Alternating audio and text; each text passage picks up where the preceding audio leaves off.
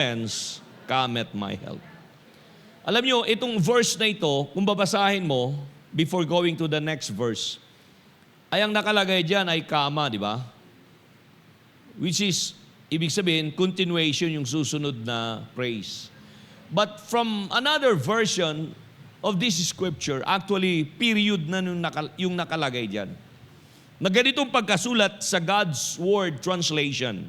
Just to get your focus and your attention. Dahil ito yung pagkasulat, actually, which is part of the original manuscript. Ang sabi doon, I look up toward the mountains.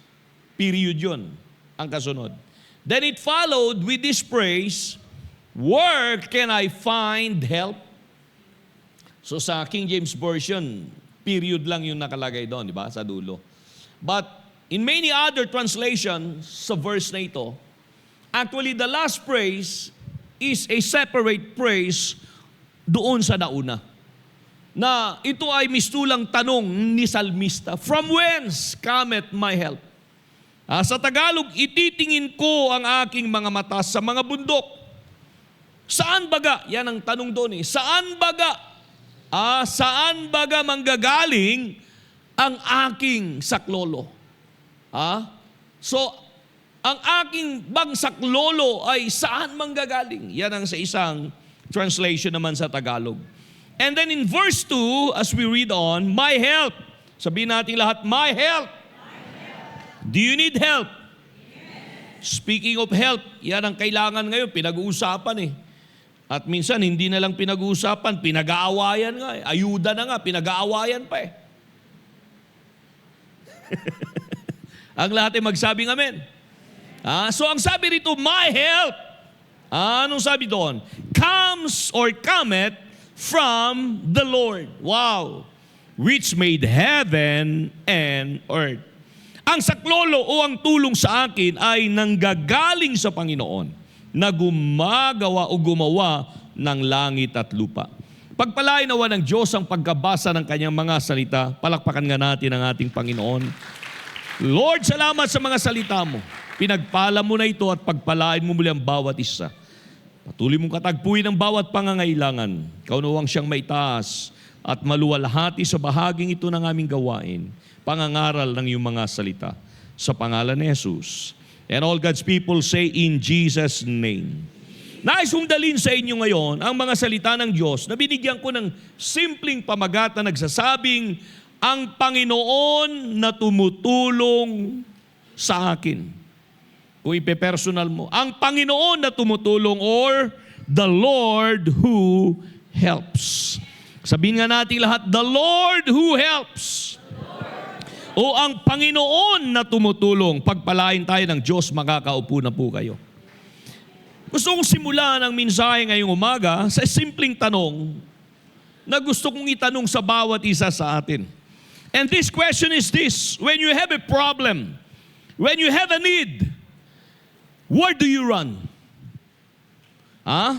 Kapag ikaw ay may problema, kapag ikaw ay may pangangailangan, saan ka tumatakbo? When you have a problem, when you have a need, who do you run to? Kanino ka tumatakbo? Kanino ka lumalapit upang magpatulong o magpasaklolo? Alam niyo sa Tagalog, ang paghingi ng tulong ay ginagamit minsan na pagpapasaklolo, hingi ng saklolo. Kaya kadalasan sa pamilya, pag may pangangailangan, dahil nangangailangan ng saklolo, ang unang nasa isipan ay si lolo. Kaya bakit nga naman kaya na yung paghingi ng saklolo, hindi sana saklola? Saklolo, ibig sabihin paghingi ng tulong. So kapag dumating ang pangangailangan, pag dumating ang problema, ano yan? Gipit sa pera, may problema sa pamilya, stress ka na sa buhay, o parang wala ka ng direksyon. Ang tanong, saan ka humihingi ng saklolo? Saan ka humihingi ng tulong? Alam niyo ba mga kapatid, na ang totoo ay ito, lahat tayo ay nangangailangan ng tulong. Kako lahat tayo nangangailangan ng saklolo. Tayong lahat, amen, matanda o bata, may pinag-aralan o wala, mayaman o hindi, nangangailangan tayong lahat ng tulong. Pwede ko bang sabihin sa ating lahat ngayong umaga na walang taong self-sufficient all the time? Maari ngayon meron ka pero bukas mangangailangan ka ng tulong. Maari sinasabi mong all is well, pero sa susunod na kabanata na darating sa buhay mo, hihingi ka ng saklolo. So that's what I'm telling you, na walang taong self-sufficient all the time. Palakpakan mo ang ating Panginoon. So itong talata na binasa natin, actually, ito ay tinaguriang a song for the journey. Ryan Banyes. No, it is a song for the journey. Ito ay awit ng paglalakbay. Psalms 121, for your information, just to give you a background or a short biography of this verse, if you will, is one of the most beloved passages in the Scripture. Often called a song of ascents or ascents. Sabi nga nila, ascent is all about climbing high. Ascent, yung pag-angat, pag-usad. So these songs were sung, for your information, by pilgrims. Sabi natin lahat, pilgrims. Pilgrims traveling up to Jerusalem for actually worship. Yan ang layunin nila. Dahil siyempre ang Jerusalem, for your information, especially during the days and times in Jesus Christ, and even before that ay nagiging sentro na ng pagsamba sa Panginoon. The journey, for your information, going up to Jerusalem was not that easy. It was filled with physical danger, uncertainty, and fatigue. Actually, in ancient times, the journey going up to Jerusalem was physically demanding, spiritually significant, and often dangerous. Understanding its real condition, mga kapatid, will give us a deeper meaning sa mga talata na nabasa natin ngayong umaga. And to add this, ay ito, yung pag-angat doon sa Jerusalem. You know what? Jerusalem is located up in the hill country of Judea, about 2,500 feet above sea level. Ganyan kataas ang Jerusalem. Ang Baguio, ang elevation natin, kadalasan nagbabari kaya. Depende sa dami ng tao. Nagbabari ba? Nagbabago ba? Pero ilan ba talaga yung exact? Na-exact dahil pag may naririnig ako, minsan hindi umi-exacto, kaya siguro ibang Google ang ginagamit nila. Pero di ba, kung na nagkakamali mga 3,000, 4,000 ba? 5,000 feet above sea level. So ibig sabihin, doble ang elevation ng Baguio City sa Jerusalem. Kaya, di ba, pag umaangat tayo ng Baguio, going up to Baguio via Cannon Road, Marcos Highway o kaya naman ay sa Nagilan Road, kung ito'y kalahati ang elevation ng Baguio sa Jerusalem, dahil ang Jerusalem ay basically ay nasa 2,500 feet or 760 meters above sea level. So kung 5,000 ang level ng ating syudad, kalahati ang Jerusalem. Ibig sabihin, misto lang, pag umaangat ka, ay nandun ka sa, aywan ko kung kalahati ng elevation ng Baguio, pag umaangat ka ng Cannon Road ay yung Camp 4. Tama ba ako? Camp 4 ba? O kaya naman dito sa Nagilian ay sa Sablan. O kaya naman dito sa Marcos Highway ay doon sa baba ng konti ng Tuba. Taloy. Yung taloy na suki ng napakaraming daloy ng, alam niyo na yun, na nangyayari. Yung mga vehicular accident dahil matindi yung pagbulusok doon minsan. Hindi kayang kontrolin ng manubela at ng preno, lalo na kung loaded ang sasakyan. So ang Jerusalem, for your information, ay ganung kataas. 2,000 feet above sea level. Alam nyo, ang mga travelers during those days were literally going up the hill no matter where they came from. So yan, kahit saan sila nanggagaling, pagpupunta sila sa Jerusalem, aangat sila eh. Dahil ang Jerusalem, hindi naman kapantay ng Galilee. Hindi kapantay ng Nazareth. Ito ay elevated na lugar. The roads were steep, rocky and uneven. Long-distance travelers walk for days or even weeks during those times. Kaya nga yung sinasabi nga natin, going up was not just symbolic, it was physically exhausting, mga kapatid. Sa mga panahon na yan, unlike today, maari meron na. Pero during those days, there were no paved highways. Only dirt paths, narrow mountain trails, and desert routes. At ang panganib ba ito? It includes sleeping on loose rocks, falling on steep paths, and getting lost in unfamiliar terrain. Kaya during those days, mga kapatid, ang mga travelers were vulnerable, especially in isolated areas. Kaya nga, maging sa kasaysayan, may nabasa tayo eh. Roads like the one from Jericho to Jerusalem, alam nyo, during those days were known for bandits. Ito ay kilala na, ito ay mistulang baluarte ng mga magnanakaw, huldaper, mamamatay tao. Bakit ko nasabi yan? Dahil biblically, meron tayong pinanghahawakan ng part ng kasaysayan ng daanang yan dahil ito'y naisulat doon sa isang parable na minensyon ni Kristo, mga kapatid, which was the parable of the Good Samaritan. Naalala nyo yung the parable of the Good Samaritan? Itong Samaritanong ito naglalakbay doon sa daanang yan na tinutukoy natin ngayong umaga, na daanan na paakyat sa Jerusalem, daanan na pababa sa Jerusalem. And this man, according to that parable in the Good Samaritan, was attacked. He was robbed, and he was left half dead on the road. Ang lahat ay magsabing amen. Kaya nga doon, salamat na lang, merong isang mabuting Samaritano, palakpakan natin ang ating Panginoon, na sumaklolo at tumulong sa kanya.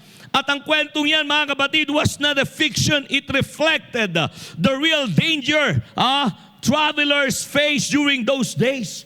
Kaya nga yung daanang yan na tinutukoy natin ng pag-angat sa Jerusalem during daytime, matindi ang sikat ng araw. At ito ay ang bawat naglalakbay doon ay nasa panganib lagi ng buhay nila dahil sa dehydration at sa exhaustion na tinatawag. At pagdating naman ng gabi, pag naglalakbay ang mga manlalakbay doon, ang kalaban naman nila ay ang malamig na panahon o kaya naman ay ang takot na nagbabadya dahil sa mga mababangis na mga hayop sa paligid. Dahil in ancient time doon sa Israel, dahil ang kalupaan doon ay wilderness sa pasimula. Nandun ang mga leon, nandun ang mga uso, nandun ang mga wolves, mga kapatid. So traveling alone or in a small groups during those days could be a life-threatening. Sabihin natin lahat, life-threatening. Oh yes, mabuti na lang sana kung may 7-Eleven kang madadaanan doon, noon. Maaaring ngayon, meron na. Okay lang sana kung may sari-sari store. Okay lang sana kung may hospital na katulad ng BGH.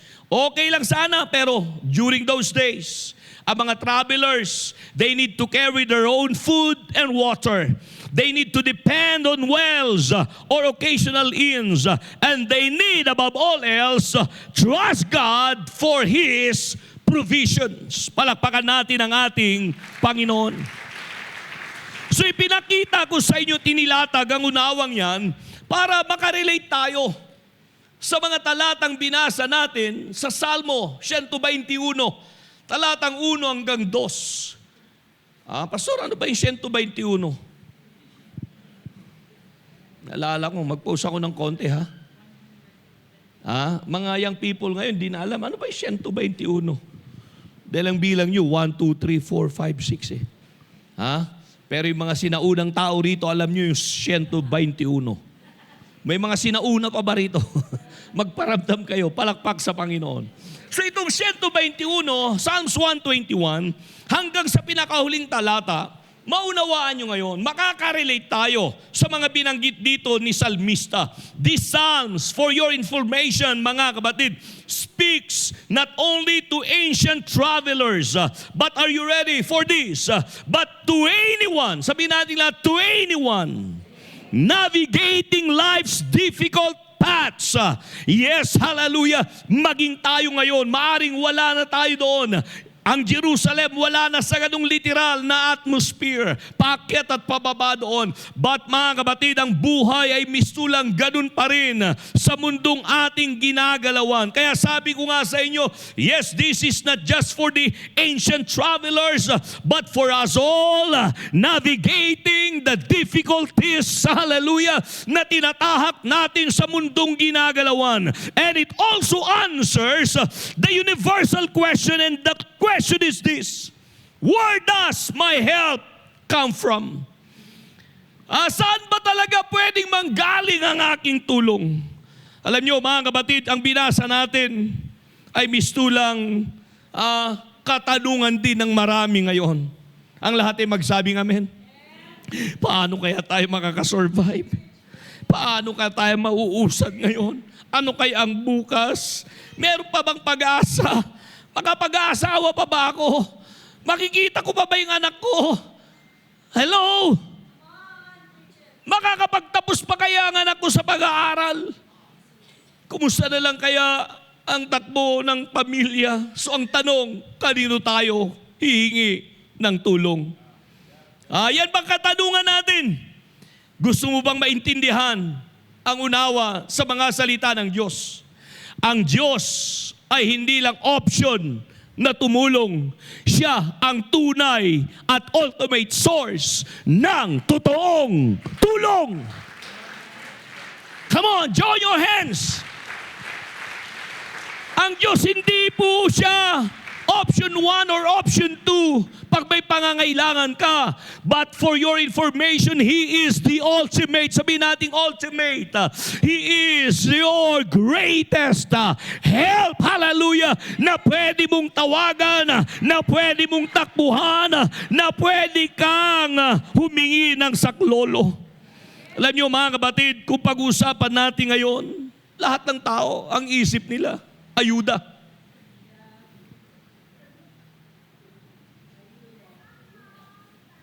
Sabihin natin lahat, ayuda. Tulong. Kaya sabi ko, di ba sa pasimula, siguro naman nakikita nyo sa Facebook, sa balita, naririnig natin. Kaya nasabi ko kanina, ayuda na nga lang, pinag-aawayan pa eh.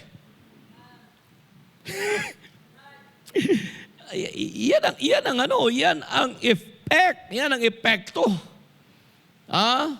ng mga nangyayari ngayon sa paligid. So alam nyo, itong unang kapahayagan, unang unawa sa mga salita ng Diyos, kailangan mong aminin lang na kailangan mo ng tulong bago darating sa iyo ang tulong. Napaka-basic. Pastor, kailangan pa bang i-memorize yan? Napaka-elementary naman. Totoo yun. Pero minsan, yung pinaka-elementary na unawa, doon nangungusap ang Diyos sa bawat isa. Nag-gets nyo ako? Kasi minsan naghahanap tayo, meron kayang bagong kapahayagan ng Diyos? Alam nyo kung magpapahayag ang Diyos na hindi doon sa kaya mong abutin na unawa, hindi mo siya maunawaan. Kaya doon sa mga tao na malaging iniisip yung deeper things, we needed much deeper revelation. Wow naman! Sabi mo sa katabi mo, wow naman! Nakakagulat ka, kapatid. Yung mababaw nga na kapahayagan, hindi mo kayang i-apply sa buhay mo. Hindi mo nga kayang gawin. How much more? Pag ang Diyos ay nag-reveal sa kanyang kaparaanan at sarilit kalooban ng mas malalim, baka malulunod ka. Baka mawawala ka sa sarili mo. At baka hindi mo talaga kayang i-contain. Palakpakan nga natin ang ating Panginoon. Sige nga yung palakpak sa Panginoon. Kaya, Itong Panginoon natin na tumutulong, ang una na dapat mong maunawaan na ito. Ang sabi doon ni David, na salbista na binasa natin, I will lift up mine eyes. Pansinin nyo yan mga kapatid, yung kapahayagan, yung salita na ginamit doon ni David. Bakit siya tumitingin? Kasi may, ibig sabihin, pangangailangan siya. Naghahanap siya ng tulong. Hindi niya sinabi, mga kapatid, na kaya ko ito. Chicken lang ito. Hindi niya sinabi na matatag ako, strong ako. Hindi niya sinabi na hindi ko kailangan ng Diyos sa mga bagay na ito. But instead, ang sinabi ni Salmista, kailangan ko ng tulong. Hallelujah! Kailangan ko ng saklolo. Pwede ko bang sabihin na ang kailangan natin ngayon ay magpakatotoo lang para maunawaan mo na may Diyos na hindi malayo, may Diyos na hindi bingi, may Diyos na hindi bulag, may Diyos na hindi maikli ang kanyang kamay. Magpakatotoo ka, kapatid.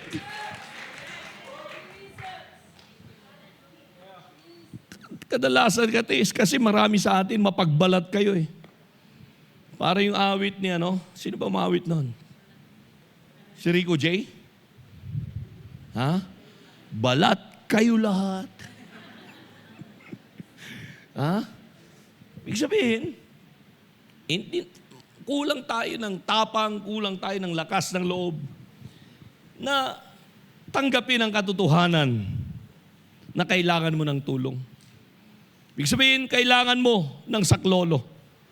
Alam nyo, si Peter na isa sa mga tao ng Diyos na ginagamit nating ilustrasyon, alam natin ang kwento niya eh. Habang naglalakad siya sa tubig, sa dagat ng Galilee, alam natin yon.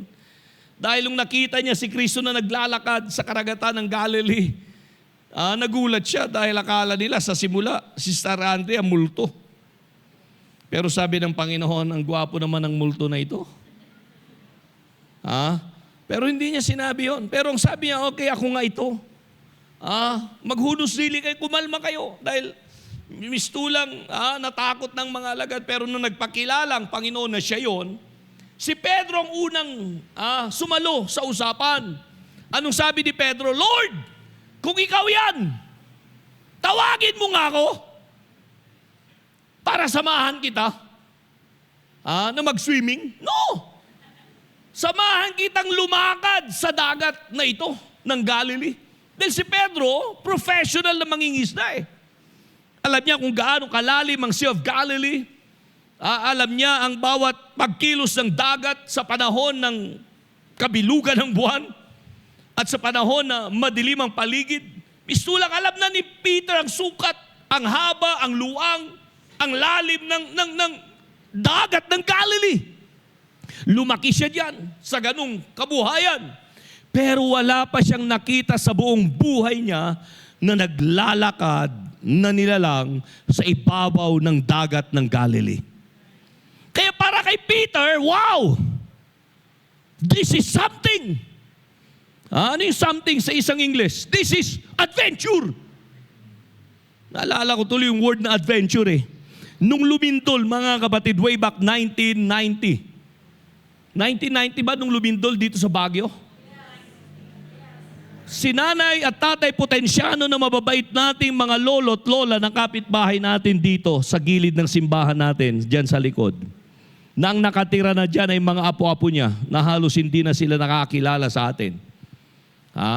Pero yung mga matatanda dyan dati, kakaibigan natin, malayong edad nila sa amin, kaya ang ganda ng relationship namin, turing namin lolo at lola namin. Nung lumindol, bumaba sila sa bahay nila, dito sila nagstay sa church. At habang nagkukwentuhan kami nung matanda na lalaki na si Lolo Potensiano, alam nyo, takot na ang lahat. Siyempre, pati tayo, takot din. Di natin alam kung anong magiging dulo ng paglindol eh, kung kailan hihinto ito. Alam niyo, lumabas sa kanyang salita, this is adventure. Adventure sa kanya. Doon ko naunawaan, pag umiidad ka na, adventure na ang buhay. Pero sa mga bata pa, at that time, bata pa kami ilang taon lang namin noon. Way back 1990s, ang edad ko lang noon 16. Ilang taon na ba ako noon? Paano mga panahon? Siyempre, takot ang dala Pero sa ganung edad, si Tatay Ponichiano na siguro mga 60 plus na noon Adventure. Nagtinginan kami ng mga kasamang nandun na kasama yung kakwento. Adventure. Lahat na nanginginig sa takot Pero sa kanya, adventure pa rin. Ano ito? Roller coaster? Na adventure? No. So itong si Peter, to make the, going back to that story, para kay Peter, wow! Adventure ito. Isang magandang karanasan. Kaya siguro sabi niya, subukan ko nga rin. Lord, tawagin mo ako. So anong nangyari? Bumaba si Pedro sa bangka na kanilang sinasakyan. Lumakad siya patungo doon sa kinaroroonan ng ating Panginoon. Ang ganda ng una niyang hakbang, pangalawa, pangatlong hakbang. Aywan ko kung pang ilang hakbang. Nung unti-unti niya nang naramdaman ang paghampas ng hangin sa paligid. At yung mata niya unti-unti nang tumingin sa naglalaki ang alon na nandoon sa kanyang paligid. At yung mata niya wala na sa paningin niya. Ang Panginoon, ang focus niya nasa alon na. Ang focus niya nasa lakas na ng hangin na humahampas sa kanya, yung kanyang focus, yung mata niya natanggal na kay Kristo. Kaya nung nangyari, unti-unting lumulubog yung paghakbang ni Pedro. Nakakala niya magdadala sa kanya kay Jesus. Unti-unti yung paghakbang niya palalim na ng palalim sa ilalim ng dagat, mga kapatid. At anong sumunod na pangyayari? Anong sumunod na pangyayari? Nung lumulubog na siya, bigla siyang sumigaw ng Lord, save me. Palakpakan natin ang ating Panginoon. Woo! At alam nyo, dumating ang tulong. Yung kamay ng Panginoon ay naramdaman niya at mabilis na siya iniangat. Mas mabilis pa sa 911 if you please, mga kapatid, na yan ang sinasabi ko sa inyo. Amen. May mga tao na hindi po nakakaranas ng tulong mula sa Diyos hindi dahil ayaw tumulong ng Diyos, kundi ayaw nilang umamin na sila'y nangangailangan. Ayaw nilang umamin na sila'y may problema. Ayaw nilang umamin na sila'y may kasalanan. Ayaw nilang umamin, mga kapatid, na malayo na sila sa Diyos. Dahil minsan, alam nyo ang tao, mahiyain pa rin. Kuno, siya'y kami. Pero may lugar yung pagiging mahiyain kaya. Pero pag nangangailangan ka na ng tulong, pahiya-hiya ka pa, kunwari, pride na yan. Kako fried chicken na yan. At yung pride, itong dahilan at pinakamalaking hurdle sa buhay ng isang tao kung bakit kadalasan hindi siya nakakaramdam ng tulong mula sa Diyos. Hindi dahil ayaw tumulong ng Diyos, pero dahil sa kayabangan And then ano pa? Ang dahilan kung bakit kahit nandiyan ang Diyos na gustong tumulong, hindi natin inilalagay sa kamay ng Diyos ang ating sitwasyon na feeling natin, gusto natin na tayo pa rin ang may control. Kaya di ba maraming beses ko lang sinasabi at muli kong sasabihin, hanggat meron kang option, hanggat meron kang plan A, plan B, plan C at lahat na, hindi po i-eksena ang Diyos sa sitwasyon mo. Dahil ito, sinasabi ko nga minsan at uli kong sasabihin, ang Diyos ay hindi tao. Siya'y Diyos, pero napaka-gentleman niya. Hanggat hindi mo siya pagbubuksan, kakatok at kakatok lang siya. Hanggat hindi mo siya pagbubuksan, nandun lang siya sa labas ng pintuan. Hanggat hindi mo siya tatawagan, hindi siya magsasalita para sa iyo. At gayon din sa ganung unawa, hanggat hindi ka magsasabi na katulad kay Pedro, Lord, save me! Hallelujah! Hindi ka iaangat ng Diyos sa iyong pagkalubog. Hindi ka iaahon ng Panginoon sa iyong kabiguan. Hindi ka iaahon ng Diyos sa iyong kawalan. Hindi ka, amen, ililigtas ng Diyos sa iyong pagkalugmok. Kaya nga mga kapatid, huwag tayong pakipot. Sabihin natin pakipot. At sasabihin mo, Lord, okay lang ako, kahit hindi. Sasabihin mong, Lord, kaya ko ito. Kahit hindi. Dahil hanggat hindi po tayo tumatawag at lumalapit sa Panginoon, hindi rin natin mararanasan ang kanyang dakilang pagtulong sa lahat ng ating sitwasyon. Nang sinasabi ko ngayon, be honest in your prayer. Amen. At sabihin mo, Lord, hindi ko ito kaya. Tulungan mo ako. And then stop pretending na malakas ka. Sabihin mo, Lord, I am weak, but thou art strong. At hindi lang yun, i-admit mo na ikaw ay weak. I-admit mo na ikaw ay mahina. I-admit mo na ikaw ay failure. I-admit mo na ikaw ay makasalanan. I-admit mo, amen, na kailangan mo siya bago siya papasok sa iyong sitwasyon. Hallelujah. Bago niya iabot ang kanyang makapangyarihang kamay at sasabihin niya, anak, kanina pa ako naghihintay. Anak, kanina pa kita hinihintay na tumawag sa akin, and I'm here for your rescue. Hallelujah. Palakpakan natin ang ating Panginoon. Yes, we should admit our weaknesses. We should admit our failures and sins. Dahil ang Diyos, bago siya papasok sa eksena sa buhay natin, we need that kind of admittance sa buhay natin. Kaya nga sabi ni James in chapter 5:14, is any sick among you? Let him call for the elders of the church and let them pray over him, anointing him with oil in the name of the Lord. Hallelujah. At ang kasunod noon, and the prayer of faith shall save the sick, and the Lord shall raise him up. Come on, hallelujah. The Lord shall raise him up, and if he have, take notice of these, committed sins, they shall be forgiven him. Hallelujah. And then ito pang sabi ng Bible, confess your faults one to another. Pray for one another that ye may be healed. For the effectual fervent prayer of a righteous man availeth much. Palakpak sa Panginoon. Magpakatotoo lang tayo. Sabi mo sa sarili mo, Lord, tulungan mo ako magpakatotoo. Dahil yan ang kalaban natin minsan eh. Alam niyo ba mga kapatid, pag tayo nasa gawain, itabi natin ang ating mga pagbabalat kayo. Pag ikaw ay nasa presensya ng Diyos, hubarin mo yung pagkukunwari mo. Pag lumapit ka sa altar, maging totoo ka.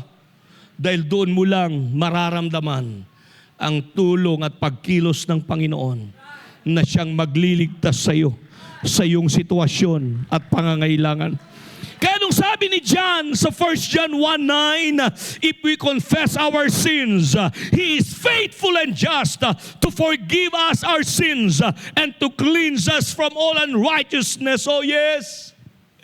Kung ipinapahayag at ipapahayag natin ang ating mga kasalanan, sabi nga niya ay tapat at banal ang Diyos na siyang magpapatawad sa ating mga kasalanan at lilinisin tayo sa lahat ng ating kalikuhan.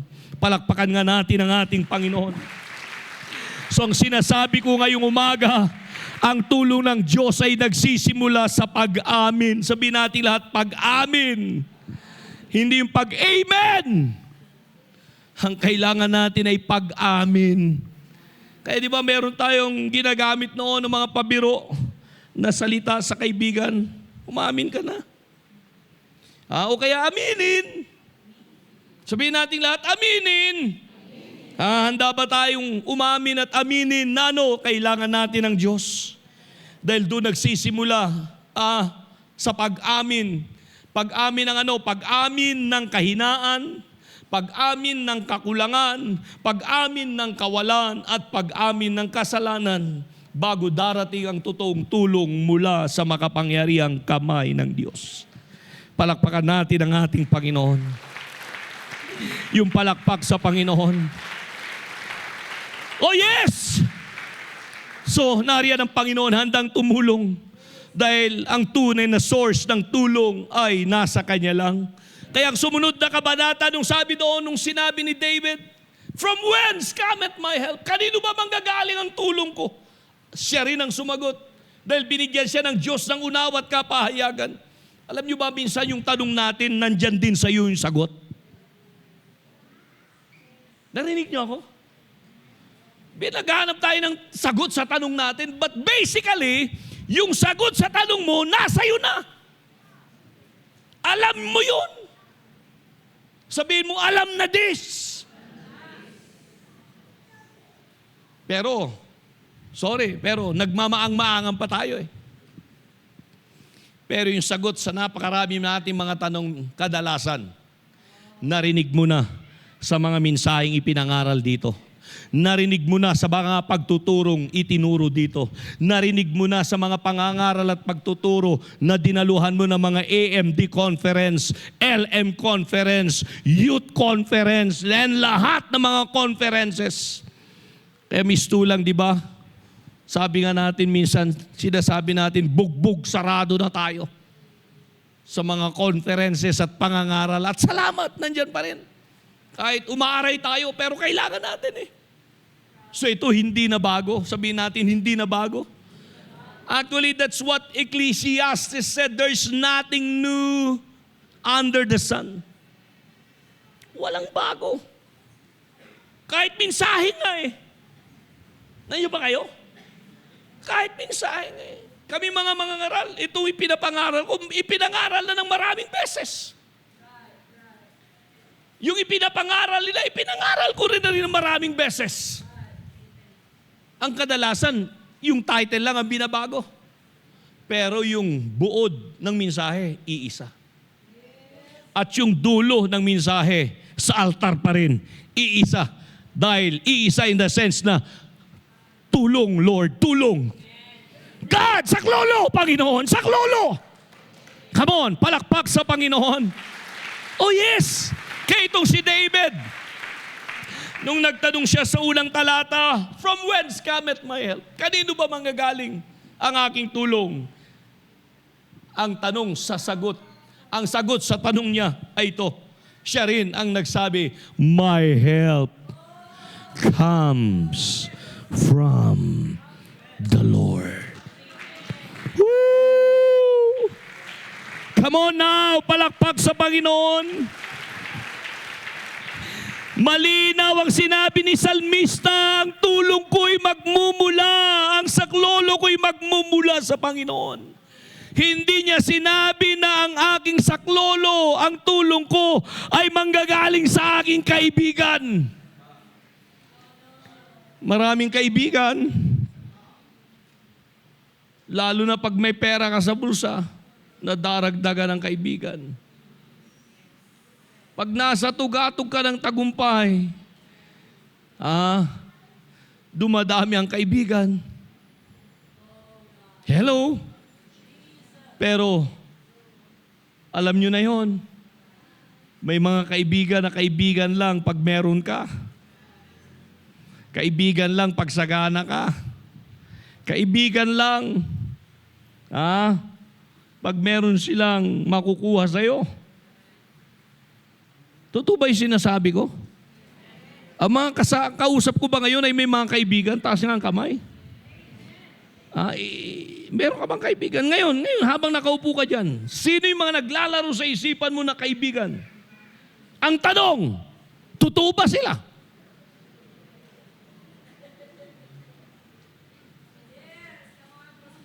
Ang magpapatotoo, kung totoo ang kaibigan mo, nakasangga mo siya sa lahat ng panahon, ay pag dumating ka sa kawalan, dumating ka sa kabiguan, pag itinataboy ka na ng lahat, pero nandyan pa rin siya, nag-o-offer ng kape para sa'yo. Sana all. Sana all. Alam nyo, kahit sa church, kailangan natin ng tunay na kaibigan dito. Kaya ito madalas kong sinasabi, at muli kong sasabihin, kahit ayaw niyong sabihin ko. Kaya kayo nakakasurvive sa church dahil may kaibigan kang totoo.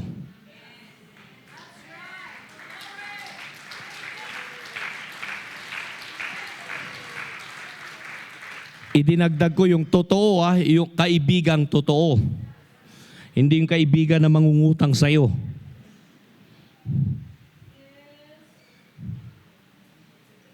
Dahil yung totoong kaibigan,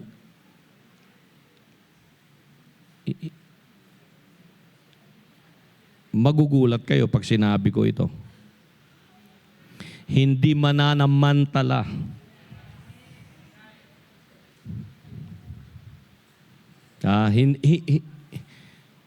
Alam nyo, kaya nga mahalaga itong pinag-uusapan natin dahil, Pastor, additional ito Sabi ko, walang bayad ito.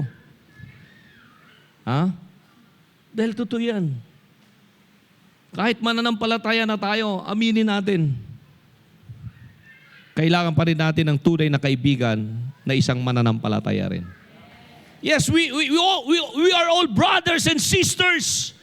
We are all brethren here and sisterin. Sabi nga nila Pero iba yung may kasangga ka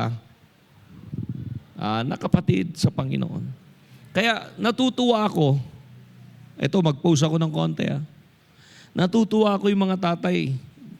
Ang ganda na ng nila. Dati mga nanay lang nakikita ko na pakapi-kapi dyan. Papansit-pansit dyan. Ang mga tatay ngayon natuto na rin magkape. May tinapay pa. Itong si Brother Ramon, nagpaalam ito one day isang araw. Sabi niya, Pastor, may prayer meeting kami. Pag gano'n ang paalam, mga kapatid, mahirap akong humindi. Kahit may trabaho yan sa kusina. O sige ka ako. Prayer meeting. Ipagdasal mo na lang ako. Ngayon, pagpasok ko sa SM, nasalubong ko.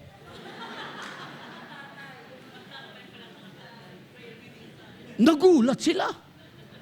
Parang nakakita sila ng multo.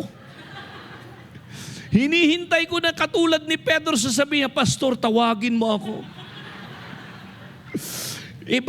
Baka lulubog siya at hindi ko siya aabutin. Sabi ko, sandali. Sabi mo kanina, prayer meeting. Doon kami kay Brother Alarcio, kunanakit. Kay Brother Alarcio. Alam ko yung lugar nila, Brother Alarcio. Kaya kailangan talagang manalangin pag pumunta ka doon. Brother Alarcio, nandiyan ka ba? Kaya dyan ako saludo sa Alarcio family. Grabe ang pananampalataya ng pamilyang ito Nai-apply nila yung sinasabi sa Psalms 23. Though I walk through the valley of the shadow of death, I will fear no evil. Bakit? Literal yun sa kanila. Ang dinadaanan nila, mga puntod, mga nitso sa sementeryo. Dahil ang kapitbahay nila ay mga matatahimik na nilalang. Yun talaga. Kaya nung sinabi ni Ramon, i-host ni Brother Alarcio, wow naman kako. Natas ako natas. So ang isipan ko doon talaga biro mo, may binili kami sa SM, nagkatagpo kami, palabas na sila. Sabi ko, saan kayo nanggaling? Prayer meeting, Pastor, prayer meeting. Na-upgrade ang prayer meeting, mga kapatid. At ito no offense sa mga tatay, I like what you do. I like what you did. Saludo ako. Mga nanay, dito lang sila nagkakape-kape Mga tatay ngayon sa Starbucks na nagpe-prayer meeting. Hallelujah! Jesus' name, Lord, pagpalain mo ang aming church. Lord, i-bless mo ang aming pastor, ang aming leader.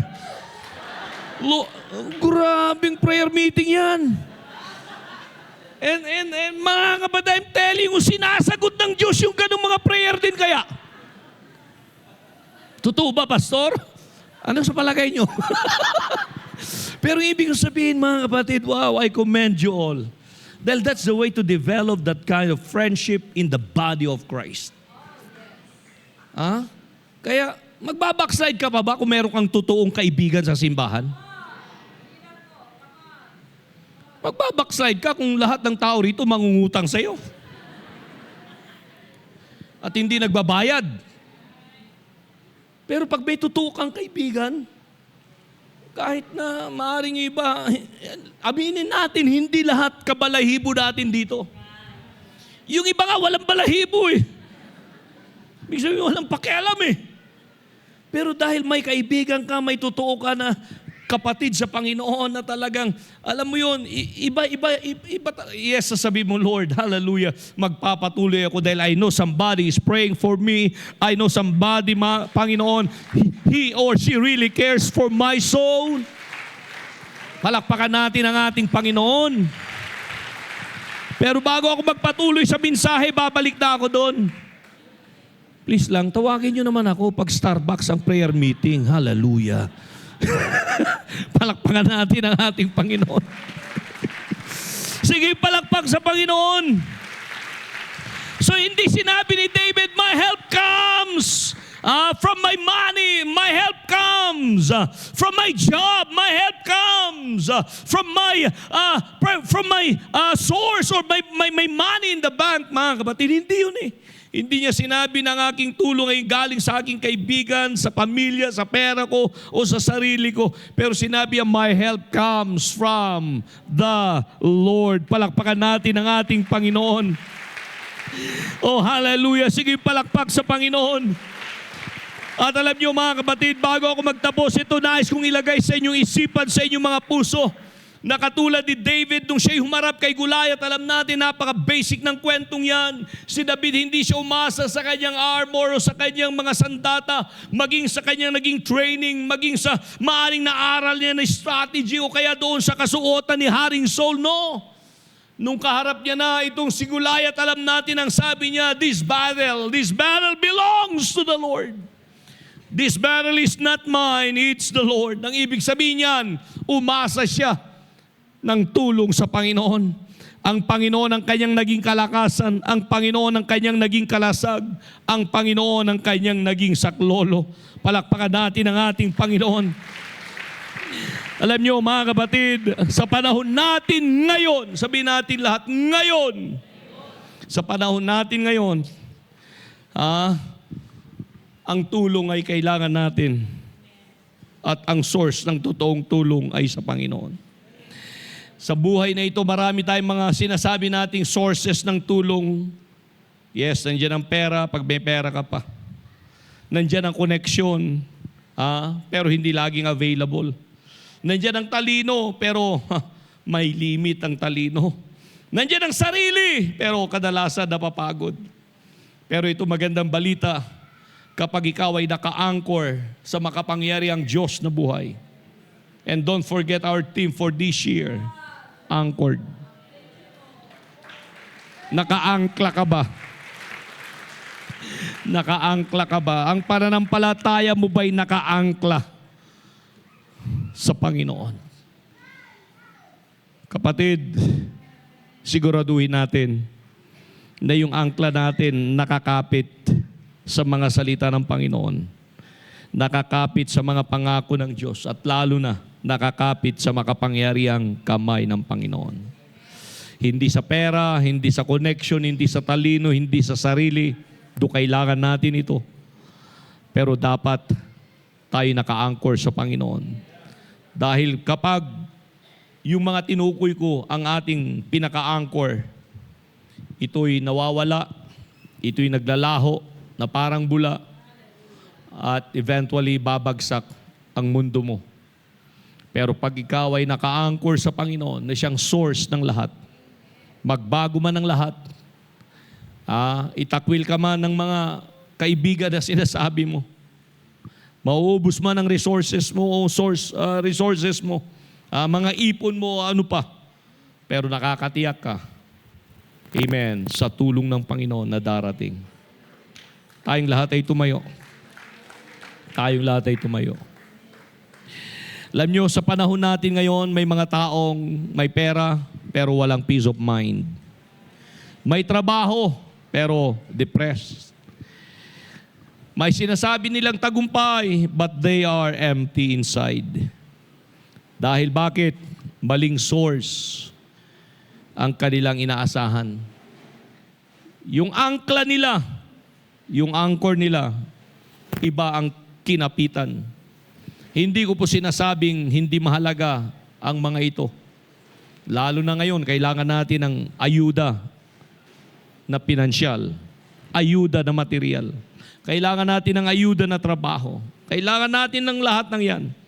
Pero ang sinasabi ko, mga kapatid, bago tayo lalapit sa altar ngayon, ay ang source, ang totoong source ng tulong. Dahil yung mga binanggit ko kanina, pera, trabaho, negosyo, sa totoo lang, hindi yan ang source ng tulong. They are just actually tributaries. Sabihin natin na tributaries. Lagusan lang yun. Alam nyo yung lagusan, hindi naman yun ang source eh. Yung gripo pag walang tubig, hindi yung gripo ang source. Yung tubig na yan, may source. Dumaloy lang dun sa gripo. Pwedeng maubos yung tubig sa gripo. Pero yung tubig sa dam, yung source na tinutukoy natin, yung bukal, kailanman, mga kapatid, hindi mauubusan. Dahil pwedeng matuyo ang lahat ng ating mga resources. Lahat ng lagusan pwedeng matuyo. Lahat ng tributaries pwedeng matuyo. Dahil kapag na-divert yung daloy ng tubig, hindi na dadaloy pa sa gripo mo. Bukas makalawa. Kaya di ba, during sa lindol na sinabi ko kanina, ang daming mga bukal na wala na, o yung gripo, o yung daloy na nawala. Meron nga kaming pinupuntahan dyan dati, siguro alam ito ng mga tatay. Diyan, may nililiguan tayong hot spring dati doon, sa may Camp 1. Bagyong dumating Naglaho yung hot spring doon. Hindi na malocate. Nandun lang yun. Pero hindi na dumaloy sa dati niyang dinadaluyan. Dahil ang ibig kong sabihin, ganun din sa ating mga resources. Pwedeng magbago, pwedeng mawala, pwedeng maglaho. Kaya ang aking piece of advice sa atin, mga kapatid, can I say this, we need to pray before making any decisions. Huwag lang umasa sa sarili mong diskarte. Isama mo ang Diyos, palagi kong sinasabi, sa lahat ng plano mo. Huwag mo lang hahanapin ang Diyos pag pumalya na yung plano mo. Mali yun. Spare tire mo lang ang Diyos pag ganun. Dapat sa simula pa lang, ilagay mo na ang Diyos sa gitna ng plano mo. Dahil doon mo mararamdaman ang totoong tulong ng Panginoon. Palakpakan natin ang ating Panginoon. So habang nag-aanda ang ating mga awit, alam niyo mga kapatid, kung saan ka humihingi ng tulong, doon naka-anchor ang buhay mo at ang pananampalataya mo. Kaya saan ka humihingi ng tulong? Kanino ka tumatawag? Dahil kung saan ka humihingi ng tulong, doon naka-anchor ang buhay mo. Nandoon yung pag-asa mo. Nandoon ang gagaling ang lakas mo. Kaya kapag kay Jesus naka-anchor ang buhay mo, ang pamilya mo, ang negosyo mo, ang profession mo, kapatid, makakatiyak ka.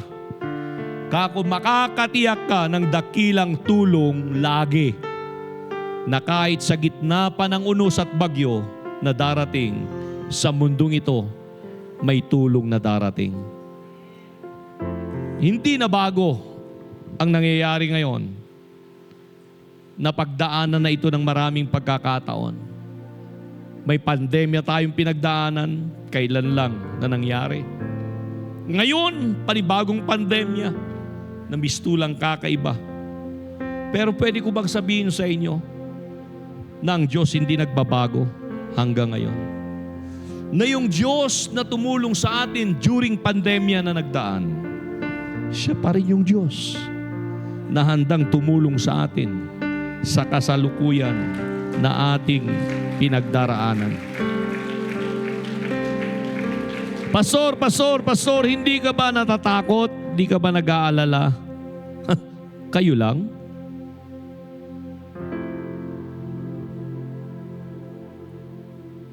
During pandemic nga nagpaalam na ako Si Ma'am Jim nagpaalam na rin Buti na lang wala akong nakitang piso noon na hawak para magkarakros sana kami. Tao ibon. Nandiyan ba kayo? Na parang, kumbaga magpalabunutan tayo kung sino mauna. Pero biyaya ng Diyos. Kako biyaya ng Diyos. Nakasurvive tayo.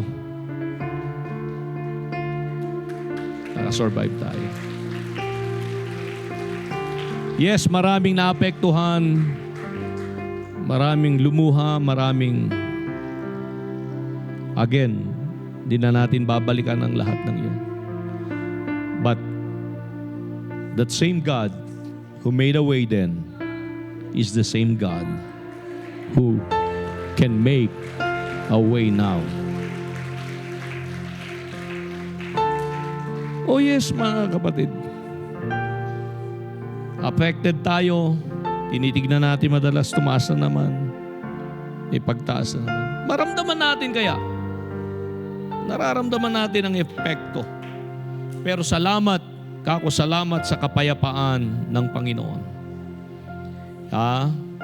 Huwag tayong magpadala, mga kapatid, sa espiritu ng mundo ngayon na again, hindi tayo exempted doon. Pero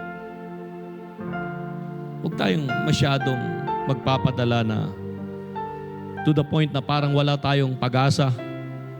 To the point na wala tayong tulong na pwedeng tanggapin mula sa Panginoon. Huwag kayong tumulad sa mga nagpapanik, sumasawsaw sa mga pinopost sa Facebook na mga negative na mga post and comments. No. Ihiwalay ninyong sarili nyo sa lahat ng iyon. Kung meron kayong i-post, meron kayong banggitin at bigkasin, we should be what does say the word of the Lord is. Maging katulad tayo ng mga bata sa Sunday school. Ano yung awit nila? With Christ in my vessel, I can smile at the storm. I can smile. Yes, what we are dealing nowadays, this is a storm.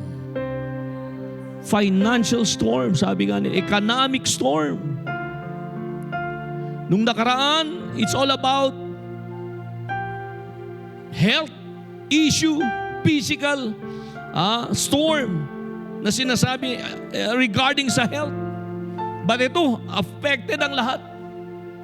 Hindi lang sa bulsa, pati kalusugan, pati pamilya, pati trabaho, pati negosyo.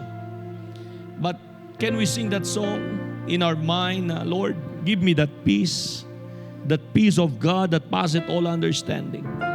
Dahil pag naka-anchor ka sa Panginoon at sa kanyang mga salita at pangako, nang unawa mo, Lord, ang tiwala ko hindi sa trabaho ko pwedeng magbago.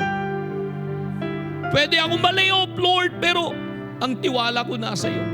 Yung negosyo ko, Panginoon, hindi ko pwedeng panghawakan ito. Pwede rin ito maglaho, pwede rin itong gumuho. Panginoon, yung profession ko maaring maganda pero hindi po ako magtitiwalang lubos. Salamat, binigyan mo ako ng magandang profession. But God, help me to believe na ikaw pa rin ang aking tulong. Ikaw pa rin ang aking saklolo. Maglalaho na ang lahat, magbabago na ang lahat. But Lord, ikaw hindi pwedeng magbago. You are still in charge. You are still in control. Kaya sasabihin mo, Lord, may your peace be upon me. Dahil ito yung peace na pinag-usapan natin sa Bible. It's the peace of God that passeth all understanding. Ibig sabihin yan, affected ka physically, affected ka financially, but if you have the peace of God, you will not allow anything to affect your mind, to affect your spirit, your attitude toward God and His Word. Because this kind of peace that passeth all understanding, sabi nga sa isang translation, it transcends every human understanding. It surpasses any human understanding. It goes beyond anything that you can imagine. And that's the peace of God that passeth all understanding. Palakpakan natin ang ating Panginoon. And that peace comes from God. Handa niyang ibigay, yan ang unang tulong. Darating yan. Kaya habang nakataas ang ating mga kamay, I will be praying peace for everyone now. May the peace of God cover our mind. May the peace of God that passeth all understanding saturate our souls, saturate our minds, saturate our spirit and attitude and our whole being. As children of God, we should not be affected in any ways sa spirit ng mundo, sa attitude ng sanglibutan.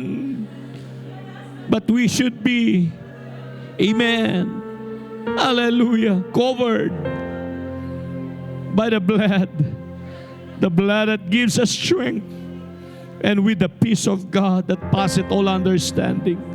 Panginoon, nakikita mong bawat kamay na nakataas, habang ang iyong mga anak ay nakatayo sa kanilang kinatatayuan.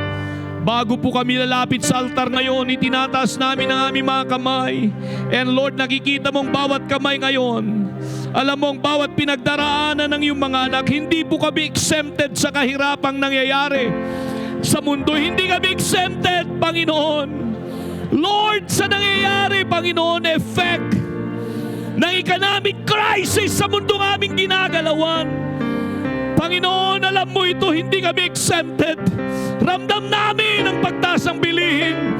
Ramdam namin ang pagtaas ng lahat, Panginoon, ng pangangailangan. But Lord, Ikaw ang aming saklolo. Ikaw ang aming tulong. Hiorolo hukatalaha.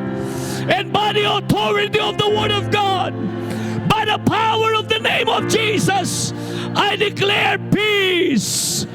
Peace of God that passeth all understanding to saturate every mind, to saturate every heart, to saturate everyone in this church now. And the ones that watching us in their homes, believing that there is nothing too hard for you, God. Opo, Panginoon, balutin mo ang bawat isipan, balutin mo ang bawat puso ng kapayapaan mo, Panginoon, that surpasses all and every human understanding. Hindi namin alam ang susunod na kabanata, ang magiging susunod na headline sa mundo ngayon. But alam namin ang pangako mo. Nakatayo kami, Panginoon, sa iyong mga salita. And we will keep on keeping on, standing on your promises, holding on to your words, that you will never fail us. Panginoon, hindi mo kami pababayaan. Opo, Panginoon, ikaw ang aming tulong. Mananatiling saklolo namin sa lahat ng panahon, sa lahat ng oras. Pinatunayan mo na ito sa maraming pagkakataon. Marami ng pandemyang dumaan, marami ng trahedyang dumaan sa buhay ng iyong mga anak.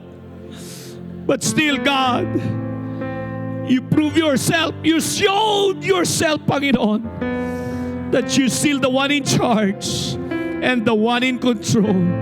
And now I declare blessing upon every family. I declare blessing upon every homes. I declare blessing upon every businesses, every jobs and professions. Pinagkakakitaan at kabuhayan ng iyong mga anak ngayon. And by the authority of the Word of God, buksan mo ang mga bintana ng kalangitan. Ibuhos mo ang mga pagpapalang material at pinansyal sa iyong mga anak. Gamitin mo kami na maging buhay na patotoo. Na kahit sa gitna ng kahirapan ngayon ng mundo, may papahayag, Panginoon, na ang iyong mga anak ay hindi mamamalimos. Ang iyong mga anak, Panginoon, ay hindi mamamalimos. Kundi bubuhayin mo kami. Bubuhayin mo kami ng iyong mga pagpapala, Panginoon. Jesus. Jesus. Jesus. Opo, dakilang Diyos. We receive your word. We receive your promises. We receive your word, God. Come on, receive the prayer, receive the word. Join your hands. Praise Him. Ang altar ay bukas. Lumapit ka. Pasalamatan mo ang Panginoon ngayon. He is your help. He is your help. He is our help. Sige, tumayo tayo sa ating paglapit. Tuloy natin ang ating pagpapasalamat. Yes, alam ng Diyos ang pinagdaraanan mo. Alam ng Diyos ang pangangailangan mo. Pasalamatan mo na siya ngayon. I-claim mo na ngayon ang provision ng Panginoon. I-claim mo na ngayon ang kanyang saklolo, ang kanyang tulong, ang kanyang provisions. Come on, that's it. That's it. By the authority of the Word of God and by the power of His Word, my help comes from the Lord who made heaven and earth. Kung nagawa ng Diyos na lumikha mula sa wala, kaya kang pagpalain ng Diyos mula sa wala. Kung nakayanan ng Diyos na lumikha mula sa pasimula, mula sa wala, walang kawalan at walang anumang sinasabing kahirapan ng mundo na hindi kayang solusyonan ng Diyos. God still creates. He made the heaven and the earth. He created everything from zero, from nothing. And that same God can still, will still create, can still and will still create from your zero and nothing situation. Woo! Sige! I-angkla mo, i-anchor mo yung tiwala mo at pananalig sa Panginoon. He is our anchor.